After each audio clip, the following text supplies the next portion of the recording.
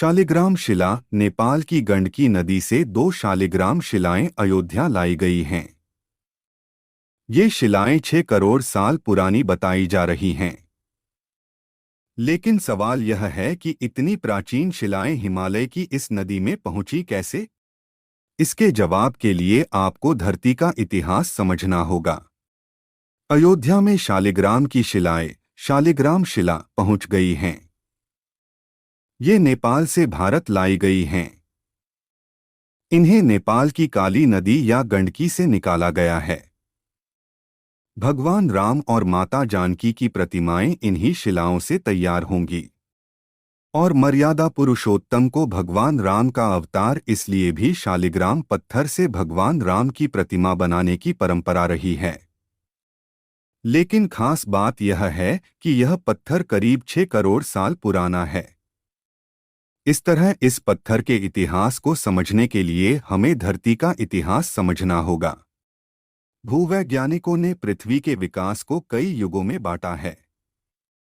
आज से 6 करोड़ साल पहले डेवोनियन युग था। इसे मछलियों का युग कहा जाता था। उस समय समुद्र में विशाल मछलियां और दूसरे जीव होते थे। यह कितनी पुरानी बात है, इसे इस मौजूदा समय के आधुनिक मानव का इतिहास आज से महज 2 लाख साल पहले तक जाता है। मतलब इंसानों के पूर्वज आज से 2 लाख साल पहले अफ्रीका में विकसित हो रहे थे। यह भी रोचक तथ्य है कि भगवान राम की प्रतिमा के लिए जिस शालिग्राम पत्थर का इस्तेमाल होता है, दरअसल वह एक समुद्री जीव का जीवाश्म है। जीवाश्म हमारी धरती की विकास यात्रा में साइन बोर्ड या टाइम कैप्सूल की तरह होते हैं। इनमें वे सारे संकेत छिपे होते हैं जिन्हें पढ़कर समझा जा सकता है कि करोड़ों अरबों साल पहले धरती कैसी थी। सरल शब्दों में, जब युगों पहले जीवों का शरीर धूल, मिट्टी, लावा, गोंद, कीचड़ जैसे पदार्थों में फंसकर धीरे धीरे पत्थर की तरह सख्त हो गया और अंततः जीवाश्म बन गया।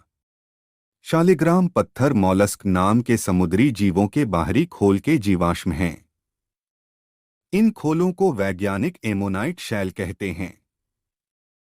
आज जो शंख होते हैं वे भी मॉलस्क प्रजाति के जीवों के ही बाहरी खोल हैं। करोड़ों साल पहले ये काफी विशाल आकार के होते थे।